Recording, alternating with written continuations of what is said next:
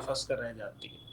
तो ये जो हम सुख को छोड़कर क्षणभंगुर सुख की तरफ भागते हैं, जो सुख सदा रहने वाला है उसको त्याग कर, उसको उसकी अवहेलना करके जो हम इस तरफ जाते हैं, जो हमें लौकिकता में जो सामने पड़ा सुख है केवल वो दिखाई दे रहा है, उस सुख के अंदर जो दुख मिश्रित है वो हमको नहीं दिखाई दे रहा। ये उसका जो कारण है वो है हमारे विवेक ज्ञान के ऊपर जो आवरण आ जाता है। वो यहाँ पर बता रहे हैं इसी सूत्र में कि उस आवरण, जो आवरण आता है उस प्राणायाम से वह आवरण हटता है। तो यहाँ पर और हमने इसके बारे में जब पिछली बारी पढ़ा तो उसमें बताया कि इस प्राणायाम का हमको फल भी बताया। थोड़ा सा पीछे से दोबारा से पढ़ लेते हैं ताकि हम उसके साथ दोबारा से संबंध बना सकें। तो पहले हमने पढ़ा प्राणायाम करने वाले इस योगी के विवेक ज्ञान को आवृत करने वाला कर्म अर्थात पाप रूप कर्म क्षीण हो जाता है, जिसके संबंध में कहते हैं कि महान मोहमय विषय रूपी इंद्रजाल से प्रकाश स्वरूप बुद्धि को आवृत कर वह ही दुष्कर्म में लगाता है। इस योगी के प्रकाश को आवृत करने वाला, आवृत ढकने वाला, संसार में बांधने वाला अशुभ कर्म प्राणायाम के अभ्यास से दुर्बल होता है। प्राणायाम के अभ्यास से अशुभ कर्म दुर्बल कैसे होता है वो आगे बताएंगे, और अभी सिर्फ उसका फल बता रहे हैं। और प्रतिक्षण क्षीण होता है, प्रतिक्षण जितना जितना हम इसको करते जाएंगे उतना उतना ही क्षीण होता जाएगा। और उसी प्रकार कहा है कि प्राणायाम से बढ़कर तप नहीं, उससे मलों की शुद्धि होती है और ज्ञान की दीप्ति होती है। प्राणायाम से बढ़कर कोई तप नहीं। इसके बारे में हमने पिछली कक्षा में विचार किया था कि प्राणायाम से बढ़कर क्यों कोई तप नहीं है। तो उसको वो किसी को स्मरण है कि हमने क्या विचार किया था कि प्राणायाम क्यों तप कहलाए हैं?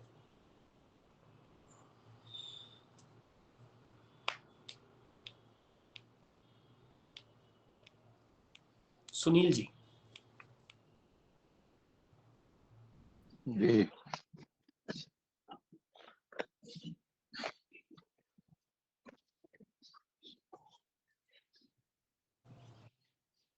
प्राणायाम इसीलिए तप है क्योंकि इसमें हमारे को विशेष बल लगाना पड़ता है, प्राणों का जो है के ऊपर विशेष ध्यान देना पड़ता है।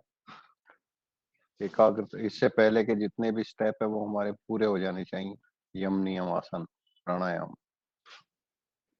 अच्छा, इसमें एक और बल लगता है, वो बल ये लगता है कि हम जो हमारी जो तरफ जो इंद्रियां हैं, एकाग्रता, मन को रोककर उसको एकाग्र करना पड़ता है। तो ये तप भी पिछली बार विचार है, ठीक है। और ज्ञान की दीप्ति होती है। अब ये बता रहे हैं इस सूत्र में प्राणायाम का फल बतलाया गया। पहला हमने पढ़ लिया था, प्राणायाम से ज्ञान को आच्छादित करने वाला आवरण अज्ञान क्षीण हो जाता है, उससे अशुभ संस्कार और भावी अशुभ कर्म क्षीण होते हैं। प्राणायाम करने से ये क्षीण हो जाते हैं, और ये कैसे क्षीण होते हैं इसकी प्रक्रिया बताई गई है। प्राणायाम करने से जो हम पिछली बार चर्चा हुई थी कि अशुभ संस्कार, जो बुरे कर्म हम करते हैं, जो हमारे संस्कार हैं और आगे आने वाले भविष्य में जो हम योजनाएं बनाते हैं वो हमारे क्षीण होते हैं। तो कैसे होते हैं वो क्रमबद्ध तरीके से बता रहे हैं। जब व्यक्ति प्राणायाम करता है तो मन और इंद्रियों की चंचलता रुक जाती है। उसकी चंचलता रुक जाने पर योगी स्थिर बुद्धि से उनके दोषों को जानकर उनको दूर करने में समर्थ हो जाता है। उनके दोषों को दूर करने से शुभ संस्कार विकसित होते हैं, अर्थात पूर्व के शुभ संस्कार उद्बुद्ध होते हैं और नवीन शुभ संस्कारों की उत्पत्ति होती है। उससे अज्ञान का नाश होता है। ये पहला हमने पढ़ लिया था, दूसरा भी शायद पढ़ लिया था। प्राणायाम करने से मन इंद्रियों पर योगी का अधिकार हो जाता है। नहीं, पहला ही पढ़ा था, पहला ही पढ़ा था, दूसरा तो नहीं पढ़ा जी? हाँ पहला ही। प्राणायाम करने पर योगी का है, उससे वह विधि पूर्वक ईश्वर की उपासना करने में सफल हो जाता है। विजय माता जी, ईश्वर की उपासना करने में व्यक्ति सफल कब होता है?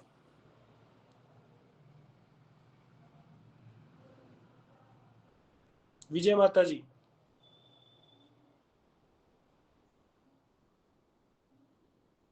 चलिए, प्रहलाद जी, भ्राता जी, आप बताएं।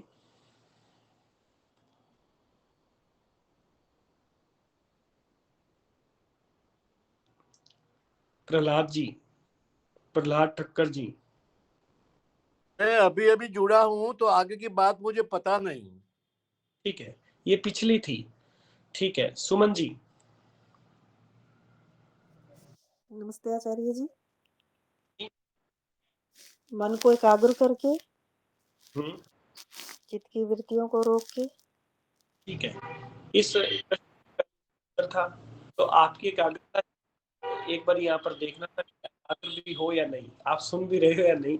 तो ये पहले उत्तर है और फिर यहाँ पर प्रश्न पूछ लिएगा आपसे। प्राणायाम करने से मन इंद्रियों पर योगी का अधिकार हो जाता है, उससे वह विधि पूर्वक ईश्वर की उपासना करने में सफल हो जाता है। इस स्थिति में उसको ईश्वर विद्या प्रदान करता है, उस विद्या से अविद्या का नाश होता है। इस स्थिति में ईश्वर उसको विद्या प्रदान करता है। इसके लिए एक बड़ा अच्छा शब्द हम विद्वानों से, आचार्यों से सुनते हैं, वो है ऋतंबरा बुद्धि। ईश्वर हमको ऋतंबरा बुद्धि की वर्षा करता है। ये वर्षा कब करता है? जब हम उसकी उपासना में बैठते हैं। केवल उपासना में बैठने से वह वर्षा नहीं करता कि हम एक जगह पर बैठ गए और हम कुछ काल तक ना बोलें, बिल्कुल मौन रहें और अपनी आंखों को बंद करके बैठ जाएं। ऐसे तो विद्या प्राप्त प्रदान वो नहीं करेगा। वो कैसे विद्या प्रदान करता है यहाँ पर, और हमारी उपासना में भी इसी बात पर विचार चल रहा है। जब हम अपनी मन और इंद्रियों को अपने वश में करेंगे, जब हमें इस बात का पता लग गया कि हम इंद्रियों के स्वामी हैं परंतु हम अभी तक उन्हीं के सेवक बने हुए हैं, तो जब हमें पता लग गया कि मैं तो स्वामी हूं, तो स्वामी अपने सेवकों को आदेश देता है, सेवकों के आदेश के पीछे पीछे नहीं भागता। अर्थात हमारा जो मन है वह स्वयं अपने को कुछ विचार उठा ले, ऐसा तो असंभव है। मन है जड़, विचार उठाने वाला है चेतन, वो है आत्मा। तो आत्मा है स्वामी, मन है उसका सेवक। तो सेवक स्वामी के अधीन है।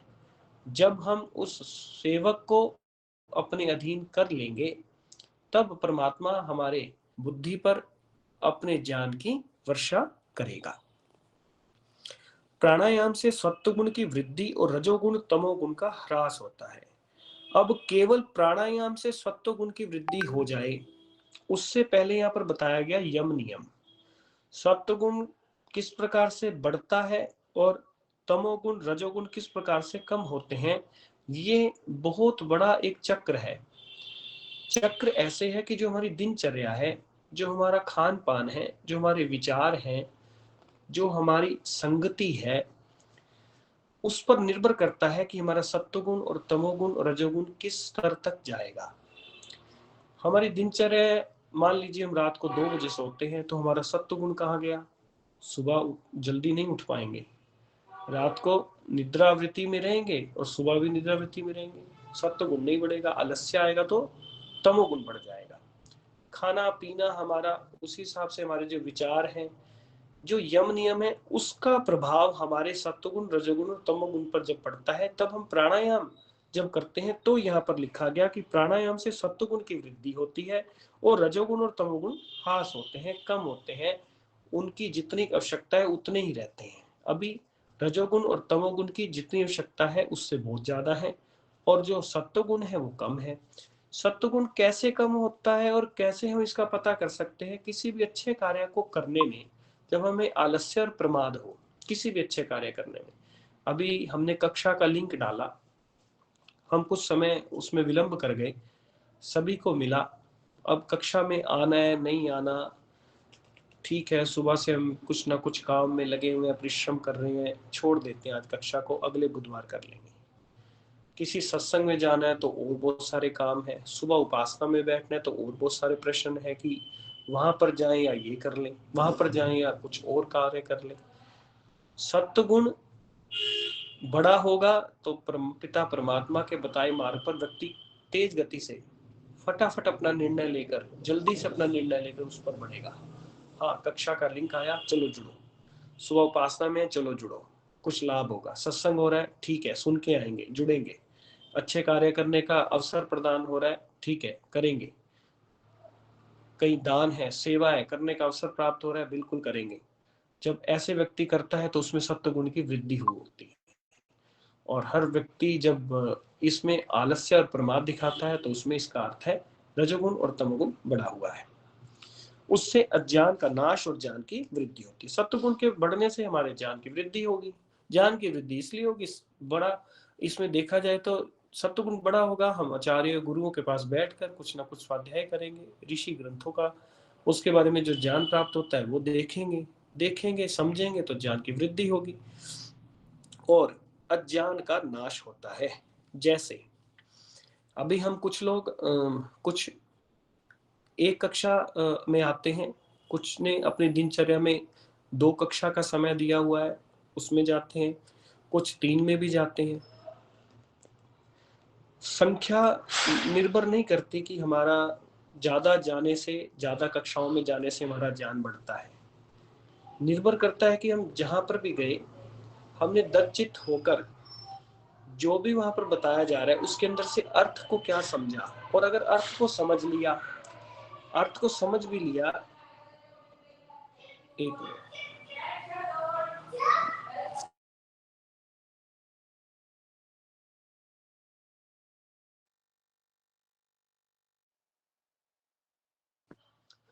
अगर हमने उसके अर्थ को जान लिया तो अब हमारा परिश्रम बनता है वो है उसको अपने जीवन में आचरण में लाना। हमें पता लग गया कि हमें यम नियमों को अपने जीवन में आचरण में लाकर हमको लाभ प्राप्त होगा। सत्य को ले लीजिए, अहिंसा को ले लीजिए, हम हिंसा ना करें, अहिंसा का पालन करें। किसी भी एक यम नियम को आप किसी भी एक को उठा लीजिए, अपरिग्रह को ले लीजिए।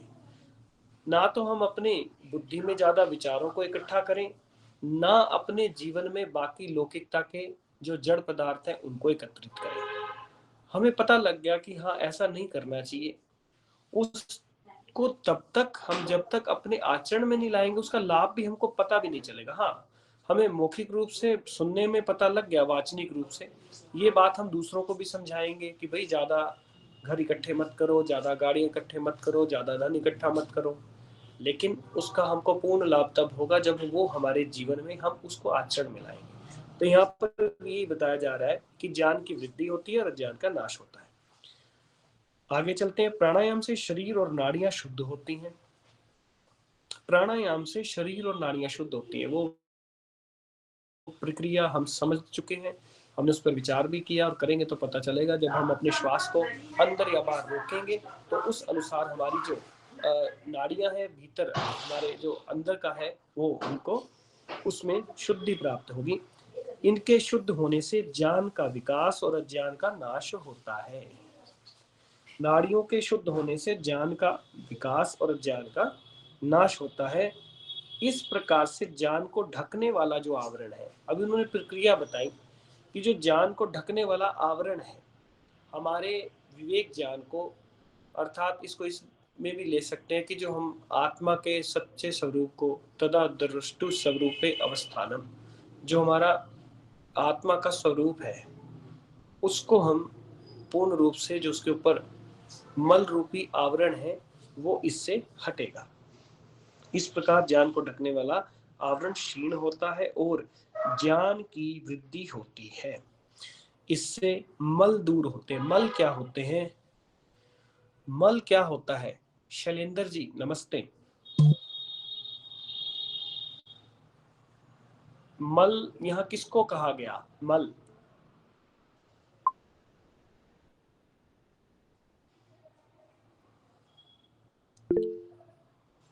प्रहलाद जी आप बताइए। अज्ञान को। ठीक है, अज्ञान को, कुसंस्कारों को, पाप कर्मों को, उसको मल कहा गया। ठीक है, बिल्कुल ठीक है।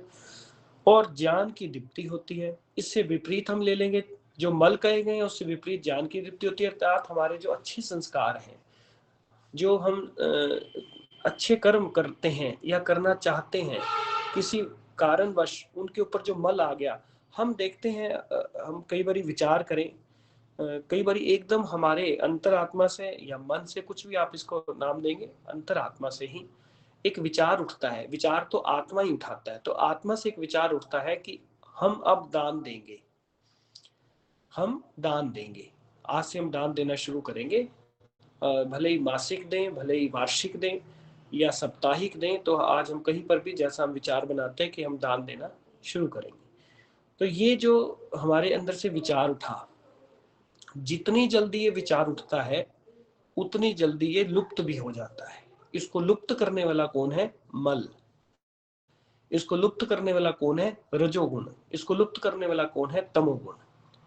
हम विचार तो अच्छा बनाते हैं, हम योजना तो अच्छी बनाते हैं कि हाँ ठीक है, आज से हम प्रातःकालीन अमृत काल वेला में उठकर उपासना में बैठेंगे।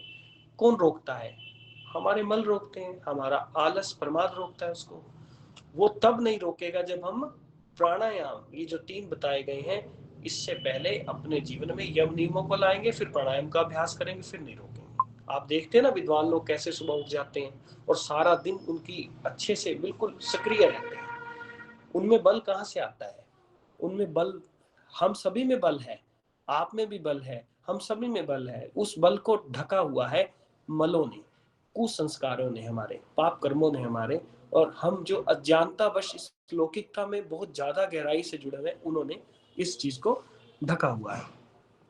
आइए आगे पढ़ते हैं। इसलिए कहा कि प्राणायाम से बढ़कर कोई तप, इससे मल दूर होते हैं और ज्ञान की दीप्ति होती है। इसीलिए कहा गया कि प्राणायाम से बढ़कर कोई तप नहीं है। प्राणायाम का जो यह फल बतलाया है, उसमें यम नियमों का अच्छे प्रकार से पालन करना भी आवश्यक है। दोबारा पढ़ लीजिए इस बात को।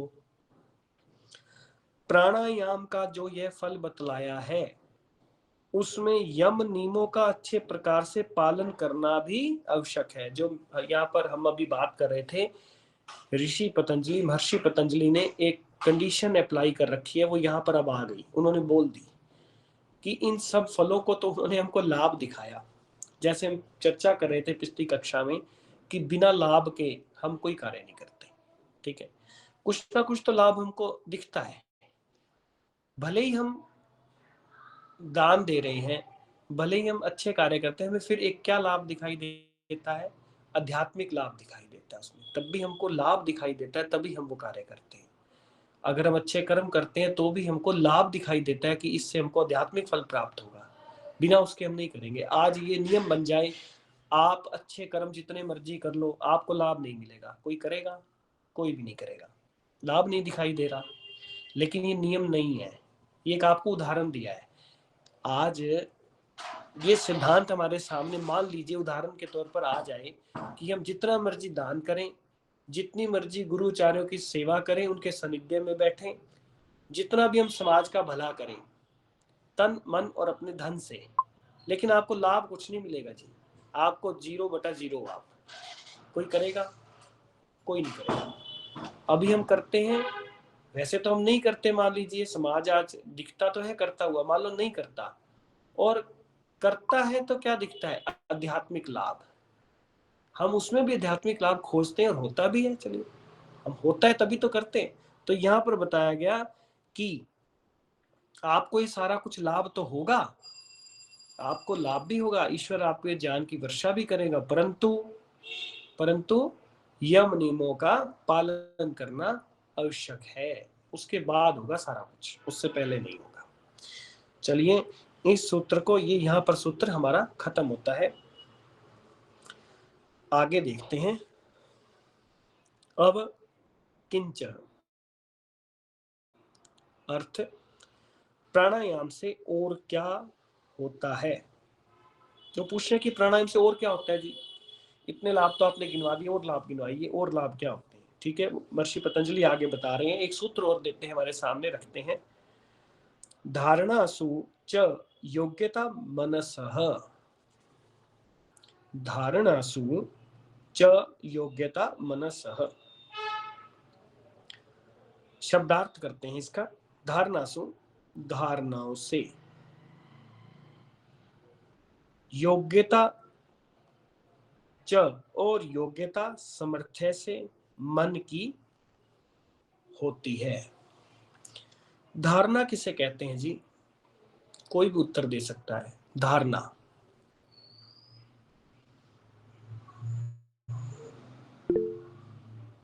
जी बताइए प्रहलाद जी। धारण करना। हाँ, आचार्य जी, किसी शरीर के किसी भी एक भाग पर अपने मन को ले जाना और वहीं उसका स्मरण चालू रखना, जप वगैरह जो भी करना है, जिसको धारणा करते हैं। बिल्कुल सही कर दिया आपने, बहुत बहुत धन्यवाद आपका, बहुत अच्छा। धारणा का अर्थ है अपने शरीर के किसी भी एक अंग में अपनी धारणा को, अपने ध्यान को स्थित कर देना, वहां पर लगाना, उसको कहते हैं धारणा। बिल्कुल ठीक कहा आपने। चलिए इस सूत्र को आगे पढ़ते हैं। और उस प्राणायाम के अनुष्ठान से, अब आगे और बता रहे हैं, इसके लाभ और बता रहे हैं महर्षि पतंजलि, इसके और आगे लाभ बता रहे हैं। और उस प्राणायाम से, प्राणायाम के अनुष्ठान से धारणाओं में अर्थात मस्तिष्क आदि विभिन्न स्थानों में, देखिए बता दिया ना इन्होंने, उस प्राणायाम से, किस प्राणायाम से? उन तीनों प्राणायामों से, अनुष्ठान से अर्थात उसको करने से, अनुष्ठान का मतलब उसको करने से, धारणाओं में अर्थात मस्तिष्क आदि। अब यहाँ पर मस्तिष्क बता दिया, आदि लिख दिया, मस्तिष्क भी हो सकता है। आप किसी भी अपने भले पैर के अंगूठे पे, हाथ पर, किसी भी बिंदु, एक बिंदु पर, अपने वक्षस्थलों के दोनों भाग के बीच में, कहां पर भी आप, बताया गया कि अर्थात मस्तिष्क आदि विभिन्न स्थानों में मन को लगाने की योग्यता हो जाती है। देखिए ये योग्यता कोई छोटी सी नहीं है। हम देखते हैं कि वर्षों वर्षों से हमारे आर्य समाजों में, या और भी ले लीजिए, जो लोग उपासना या साधना के नाम पर या ध्यान लगवाने के नाम पर बहुत कुछ करवाते हैं और करते हैं, और उनका भारी आडंबर भी बहुत होता है। और उनसे अगर हम पूछें कि हाँ आपको लाभ क्या हो रहा है और आप इस ध्यान को लगाते कैसे हैं, तो आपको कोई स्पष्ट उत्तर नहीं मिलेगा। और आपको अगर उनके जीवन को देखेंगे तो लाभ भी दिखाई नहीं देगा। सभी की बात नहीं कर रहा, हम एक विचार यहाँ पर रख रहे हैं। यहाँ पर बताया गया कि उन प्राणायाम से क्या योग्यता आती है कि जो हमारा मन है, जिसको हम बहुत बड़ी बाधा, और है भी, मन ही उपासना और साधना में हमारी बाधा है। जैसे उपासना साधना में, उपासना में हम बैठते हैं, हम ध्यान तो केंद्रित करना चाहते हैं परमात्मा की तरफ, उसके गुणों को जानना चाहते हैं, उसकी वार्तालाप करना चाहते हैं, उस ईश्वर के सानिध्य में बैठकर, उसके समीप बैठकर, उसके उपस्थान बैठकर, उसके और समीप जाकर हम उससे प्रार्थना करना चाहते हैं। परंतु हमारा ध्यान लगता कहाँ है? हम जैसे ध्यान लगाने बैठते हैं, हमारा युद्ध शुरू हो जाता है हमारे विचारों से। हमारा ध्यान लगाने का समय 4 बजे शुरू हुआ और 4:30 पर खत्म होता है। उसके भीतर हम केवल प्रयास तो हम करते हैं कि परमात्मा की तरफ ध्यान लगाएं, लेकिन वो प्रयास भी विफल हो जाता है जैसे ही हम अपने नेत्रों को बंद करते हैं। जितनी योजनाएं हैं जो ना हमने कभी बनाई, ना हमें उससे कोई लाभ, ना हमें उससे कोई हानि, वो भी आती है। ऐसे ऐसे विचार, ऐसे ऐसे रंग, ऐसे ऐसे प्राकृतिक दृश्य, ऐसे ऐसे स्थान जहां हम कभी गए नहीं, केवल सोचा था वो आ रहा है। ऐसी ऐसी बात जो हमने अभी कही नहीं किसी को, लेकिन कहने का अवसर नहीं प्राप्त हुआ, वो आती है कि अगर वो मुझे मिल जाए तो मैं उसको ये कहूंगा, उसने तो मुझे कहा था, मुझे अवसर नहीं मिला, अब वो मुझे मिल जाए तो मैं उसको ये बात कहूंगा। और हम पूरा पूरा उसके अंदर अपनी योजना बनाते हैं कि उसने ये कहा, अब मैं ये कहने जा रहा हूं। हमारा युद्ध केवल इसी में शुरू हो जाता है। कुछ समय बचता है जब हमें ध्यान आता है कि ओहो छोड़ो इनको, अब हम किधर चलते हैं, ईश्वर की तरफ ध्यान लगाते हैं। कुछ समय, कुछ एक दो क्षण, 5-7 क्षण ऐसे होते हैं कि हाँ, फिर हमें लगता है कि हाँ, फिर उधर हम जाते हैं। कुछ क्षण, कुछ पल हम वहां पर अपने व्यतीत करते हैं, फिर इधर उधर भाग जाते हैं। भागता कौन है? मन। भगाता कौन है? आत्मा। तो यहाँ पर ये हमको क्या सिद्धि दे रहे हैं इन प्राणायामों से, कि जो आपका मन है, आप जहां पर धारणा लगाओगे वहां लगेगा। छोटी सी सिद्धि नहीं है, बहुत बड़ी सिद्धि है, बहुत बड़ी सिद्धि है। अभी हम कक्षा पढ़ रहे हैं और पढ़ा रहे हैं, फिर भी इस मस्तिष्क में बहुत कुछ चल रहा है। अभी इस कक्षा के साथ साथ बहुत सारे विचार उठ रहे हैं, इस कक्षा के बाद हमें कहाँ जाना है, इस कक्षा के बाद हमें क्या करना है, हम लेट तो नहीं हो गए, हमने किसी को समय दे रखा था, पता नहीं मिलेगा नहीं मिलेगा, मेरी वजह से लेट हो गए। तो कुछ ना कुछ ऐसा चलता रहता है कि हम उसी से युद्ध करते रहते हैं। और अगर प्राणायाम, 3 प्राणायाम करने से हमको ये सिद्धि यहाँ पर बताई जा रही है, तो ये छोटी उपलब्धि नहीं है, ये बहुत बड़ी उपलब्धि है। आप ये समझ कर चलिए कि ईश्वर की तरफ बढ़ने का ये एक सीढ़ी और आपने चढ़ ली, उस परम पिता परमात्मा की तरफ हमारा एक कदम और बढ़ जाएगा। और अगर ये हमारे साथ हो गया, ऐसा हमने प्रयास कर लिया, इसमें हमने सिद्धि प्राप्त कर ली, इस पर परिश्रम कर लिया, तो वह गति भी हमको दिखने को मिलेगी, वो जो सबसे अलग होती है। हमारा ध्यान ही नहीं लगता, और इस वजह से हम जो लाभ हमको मिलना चाहिए, मिल सकता है, वो हमको लाभ प्राप्त नहीं होता। तो यहाँ पर उस प्राणायाम के अनुष्ठान से धारणाओं में अर्थात मस्तिष्क आदि विभिन्न स्थानों में मन को लगाने की योग्यता हो जाती है।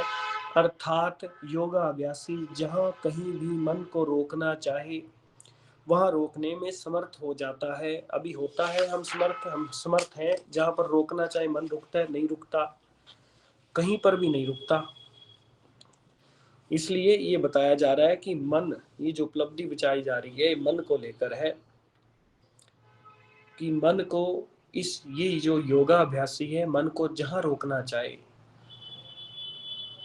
अपने मस्तिष्क में, अपने शरीर के किसी अंग में, वहां पर रोकने का अर्थ क्या है, हमने क्यों रोकना है, हमने अपने मन को इन 2 वक्ष स्थलों के बीच में मान लीजिए क्यों रोकना है, इस हाथ के अंगूठे पर क्यों रोकना है, इन दोनों नेत्रों के बीच क्यों रोकना है।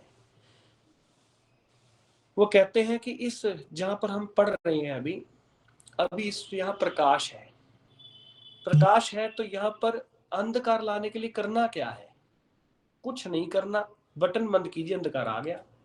और अंधकार को दूर हटाने के लिए क्या करना है, बटन दबा दीजिए, प्रकाश आ।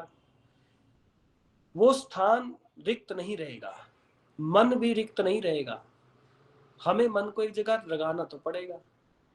मन तो भागेगा, तो भगाना है तो उसको एक स्थान पर बिठा देंगे, उसने तो कोई कार्य करना है, उसको कोई यहाँ चुप करके बैठ जा। तो यहाँ पर यही बताया जा रहा है कि हमको वहां लगाना क्यों है मन को, कि अगर मन एक जगह टिक गया, मान लीजिए मन मस्तिष्क आदि में, मस्तिष्क में हमने ध्यान लगा लिया, बस मस्तिष्क में लगा लिया, बस अब मन को और कोई विचार नहीं उठने देना, इसीलिए उसको वहां पर बिठाया है कि यहाँ पर बैठ जाओ। आदेशात्मक, हम स्वामी हैं, वो दास है, आत्मा उठाती है, तो उसको वहां पर हमने बिठा दिया कि आप यहाँ पर अब बस बैठो, अब कोई विचार हमारे मन में और कोई विचार नहीं उठाएंगे। तो यहाँ पर यही बताया जा रहा था। व्यास भाष्य पढ़ते हैं, संस्कृत पढ़ने का प्रयास करेंगे। प्राणायाम अभ्यास देव प्रच्छदन विद्यारण अभ्याम व प्राणस्य इति वचनात्, ये वचन है। व्यास भाष्य का अर्थ लेंगे। प्राणायाम के अभ्यास से ही धारणाओं में मन की योग्यता भी होती है। यहाँ पर फिर बता रहे हैं कि प्राणायाम, केवल प्राणायाम के अभ्यास से, एक चीज और हमको यहाँ पर विचार कर लेनी चाहिए, इसके अतिरिक्त कोई भी साधन नहीं है।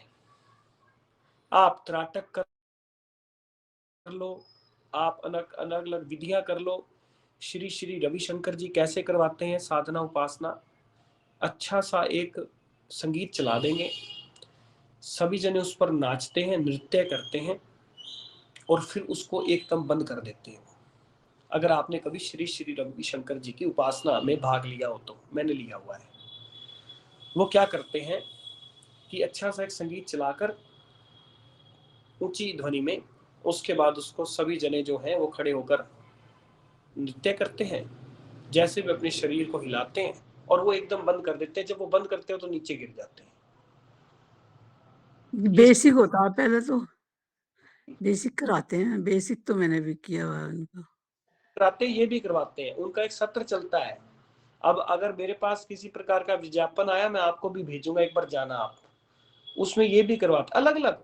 कुछ लोग अब ब्रह्म कुमारियों में जाएंगे तो अपनी प्रक्रिया मैं चलाएंगे। नहीं जाऊंगी बिल्कुल भी, मैं कहीं नहीं जाती हूँ ना वेदों को छोड़ के। तो कई नहीं जाते तो फिर इसको पकड़ लीजिए ना फिर। हम वहां पर कुछ उपासना करने नहीं गए थे, परंतु देखना है कि हाँ कैसे किस प्रकार से क्या कोई करता है, ताकि अब ऋषि भी तो प्रमाण देते हैं ना। अब हम गए थे तो आपको बता रहे हैं, यहाँ पर ना जाते तो अभी यहाँ से बीच में से कोई उठ के कहता नहीं नहीं वो तो सच में ध्यान लगवाते हैं जी। तो नहीं, आशीष जी मैं ये कह रही थी, पहले उनका बेसिक है, फिर डिमांड वो डायमंड है, ऐसे ऐसे करके नंबर वाइज है उनका। उपासना में भी कितनी आपका आप हाँ आपका आगे का होगा, बहुत आगे का। तो कुछ भी आगे का नहीं था। मैं एक बात यहाँ पर यही चर्चा कर रहे हैं कि उस उपासना में भी कितने नाम रखे हुए हैं, कि एक बेसिक है, एक डायमंड है, गोल्ड है। जैसे मेंबरशिप होती है कि इसकी आपको इतने में मिलेगी, इतने में मिलेगी। वो तब भी उनकी कुछ शुल्क था 2100 रुपये, तो उन्होंने अंदर आने दिया था। चलिए कोई बात नहीं, ये हमारा विषय नहीं है। ये इसलिए आपको बीच में बता दिया क्योंकि यहाँ पर बता रहे हैं कि प्राणायाम के अभ्यास से ही धारणाओं में मन की योग्यता भी होती है, और प्रच्छदन विद्या ऋण अभ्याम व प्राणस्य, इस वचन से हम आगे समझेंगे। हम ये विचार कर रहे थे कि यह जो ऋषि ने हमको मार्ग बतलाया है, इसके अलावा अन्य कोई मार्ग नहीं है धारणा ध्यान लगाने का। इस सूत्र में प्राणायाम का और भी फल बतलाया है। इस सूत्र में प्राणायाम का और भी फल बता रहे हैं। चित्त को किसी स्थान में रोक देना धारणा है। चित्त मन एक ही है, ठीक है। चित्त को किसी स्थान में रोक देना धारणा है। प्राणायाम करने से मन में एक विशेष सामर्थ्य उत्पन्न होता है, उससे योगी जहां भी धारणा करना चाहता है उसको सफलता मिलती है। ये हमको जो उसके लाभ है बता रहे हैं कि यम नियमों के पालन करने के पश्चात, उनको अपने जीवन में लाने के पश्चात, आचरण में लाने के पश्चात जब हम प्राणायाम करते हैं तो ये सिद्धि प्राप्त हो जाती है। इसको सिद्धि नाम दे लीजिए, इसको गुण दे लीजिए। ये हमको ईश्वर की तरफ से कृपा है, वो प्रदान होती है कि हम अपने मन को किसी भी एक स्थान में रख सकते हैं, रोक सकते हैं, वहां पर उसका धारणा लगा सकते हैं। उससे योगी जहां भी धारणा करना चाहता है उसको सफलता मिलती है। प्रच्छदन विद्यारणाभ्याम व प्राणस्य, इस सूत्र में प्राणायाम के अनुष्ठान से मन की स्थिरता बतलाई गई है। सत्यार्थ प्रकाश में प्राणायाम के लाभ बतलाए गए हैं। बता रहे हैं कि सत्यार्थ प्रकाश में भी प्राणायाम के लाभ बतलाए गए हैं और यहाँ मन की स्थिरता बताई गई है। जी मेरा समय क्या है मेरे को बता दीजिए भूपेंद्र जी, हो गया समय? हाँ, जहाँ भी आप उचित समझें समाप्त कर सकते हैं। चलिए अभी हम यहाँ पर एक कुछ चिन्ह लगा लेंगे जहां पर लिखा है सत्यार्थ प्रकाश में प्राणायाम के लाभ बतलाए हैं। तो इससे आगे हम अगली कक्षा में करने का प्रयास करेंगे। और जो आज हमने यदि प्राणायाम के कुछ लाभ हो रहे हो तो उनको आज संपन्न कर सकते हैं। नहीं, इसमें आगे अलग से है वो प्राणायाम के लाभ, तो अच्छा, यहाँ ठीक है। तो यहाँ पर हमने समाप्त कर दिए। फिर आगे अगला शुरू हो जाएगा, फिर उसमें फिर समय लगता है, उसमें देख लेंगे। ठीक है जी। जी जी बिल्कुल, बहुत धन्यवाद। आप सभी का बहुत बहुत धन्यवाद, आपने समय दिया, धन्यवाद। आदरणीय आशु जी आर्य का बहुत बहुत धन्यवाद, आभार। मिलते हैं अगले बुधवार शाम को 7:40 पर।